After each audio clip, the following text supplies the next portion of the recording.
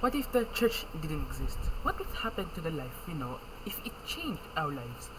Imagine what the church looks like in the past. I will be telling you what the characteristics of the early church are.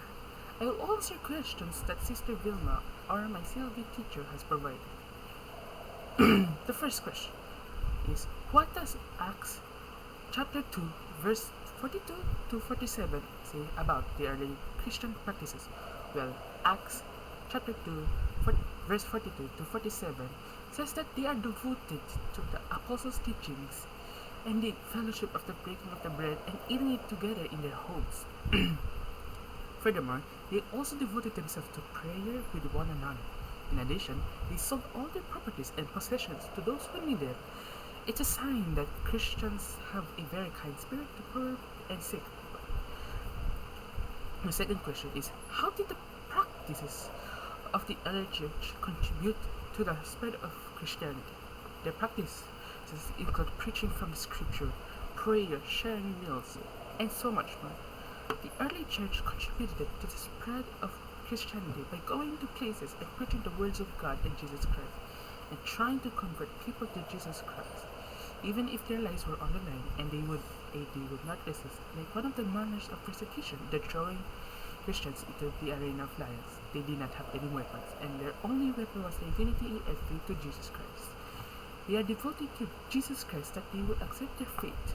However, the Emperor Constantine said to tolerate the Christians' religions acts as long as they didn't do anything wrong. Then Emperor Theodosius declared that the Christianity was an official religion of the Roman Empire because Roman people were interested in the religion.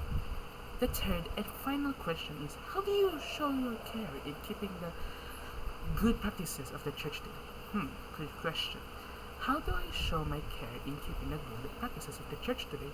Well, I would always pray to God to keep me and my friend, to keep me, my friends, my family, my siblings, my enemies, my pets, and those around me safe from all evil and temptation. I will also preach the words of God to people who need them to be heard, so that they can know that God and Jesus Christ love us all. To every person who is calling themselves bad things, just remember that God and Jesus Christ are there to be with you. They love you as their adopted children. Furthermore, I will also care for the needs of poor and sick people who need it to make their lives better and longer. They are adopted by God, and they need to be saved by me and the other people. So, in conclusion, Christians have devoted their life to saving as many people as they can, whether they get persecuted by people.